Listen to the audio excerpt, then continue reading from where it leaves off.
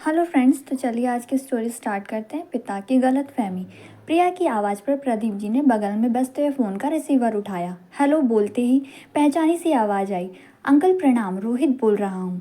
प्रदीप अपने पुणे वाले घर के किराएदार रोहित की आवाज़ पहचान गए। कुछ कहते उससे पहले ही रोहित एक सांस में बोलता चला गया। अंकल, मैंने मकान के नीचे के कमरों की साफ़ सफाई करवा दी है। अब आप जब भी आओ परेशानी नहीं होगी। 2-3 दिन में लॉन की घास भी कट जाएगी, बहुत बड़ी हो गई थी। और हाँ, बरसात में पीछे वाली नाली ब्लॉक हो गई थी, सो पीछे वाले कमरे में पानी अंदर चला गया था। एक बड़ा बक्सा रखा है, उसमें शायद आंटी बिस्तर रजाई रखती थी। वो बक्सा नीचे से भीगा लगा, शायद पानी आ गया हो। अब आप लोग आकर देखिएगा। इतने दिनों बाद आप घर आएंगे, बड़ा अच्छा लगेगा। कौन, मैं? हकलाते हुए प्रदीप जी के मुंह से इतना ही निकला। कुछ समझते उससे पहले ही प्रिया ने फ़ोन का रिसीवर उनके हाथ से ले लिया।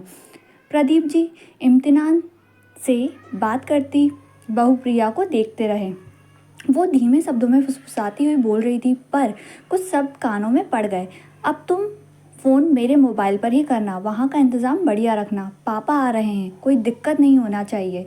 प्रदीप जी को मानो सांप सूंघ गया। उनके घर की साफ़ सफाई हो रही है, यानी उनका दाना पानी यहाँ से उठ गया है।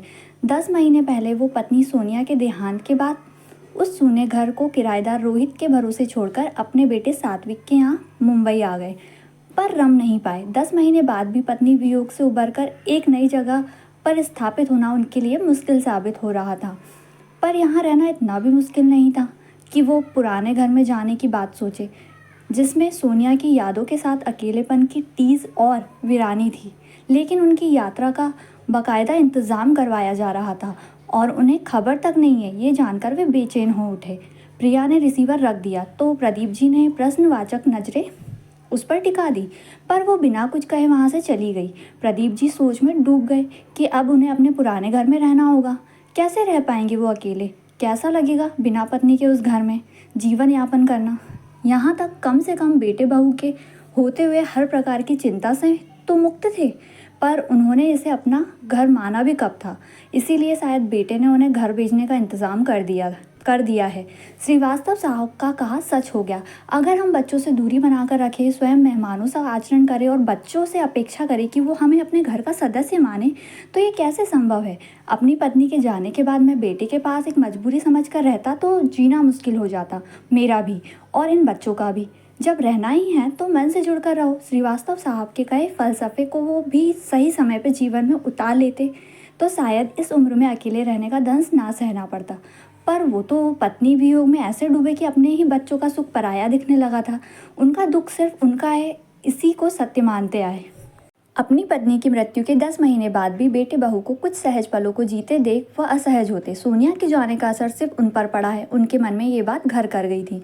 पत्नी की मृत्यु के 6 महीने बाद 3 साल के पोते का जन्मदिन आया। बेटे बहू दोनों उम्मीद लगाए बैठे थे कि पापा बर्थडे को लेकर कोई पहल करे, पर वो निर्विकार बने बैठे रहे। शाम तक उनकी ओर से कोई पहल ना देखते हुए बहू ने बाहर डिनर का प्रोग्राम बना लिया। प्रदीप जी को चलने के लिए कहा गया तो बड़ी मुश्किल से जाने को तैयार हुए, पर वहाँ भी मौन साधे रहे। ऐसे माहौल में प्रिया और सात्विक के चेहरे अपराध बोध से भर गए थे। प्रदीप जी को याद आया कि लगभग उसी दिन के बाद से ही उन्होंने प्रिया के स्वभाव में बदलाव महसूस किया। अब प्रिया उनको छोटे छोटे काम बताने लगी थी, मसलन दूध ले आना, गमलों में पानी डाल देना, सनी को स्कूल बस स्टॉप तक छोड़ आने को कहना। सात्विक उसे टोकता तो कहती, पापा कब तक अपने कमरे में यूं ही बैठे रहेंगे, कुछ करेंगे तो मन लगेगा। प्रदीप जी को प्रिया की बातें नागवार लगती थी। काश वो पहले ही खुद को थोड़ा बदलते तो आज स्थिति यह नहीं आती। आज उन्हें अपने पड़ोसी श्रीवास्तव साहब का घर देखा तो वो परिदृश्य भी याद आ रहा था, जहाँ सुबह सुबह की भागदौड़ बिल्कुल बिल्कुल उनके घर जैसी थी।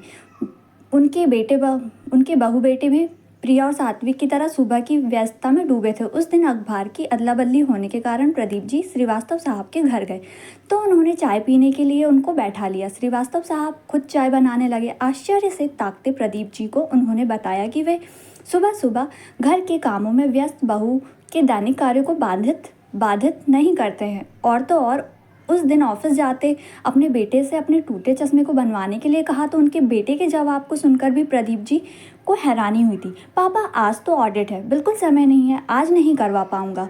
उनके बेटे के इनकार पर श्रीवास्तव साहब बिना सिकंद कुछ चिंता में डूबे हुए से बोले, अरे फिर बिजली का बिल कैसे जमा होगा? उसकी तो आज आखिरी तारीख है, आज मैं ही निकलता हूँ, जमा करवाऊँगा।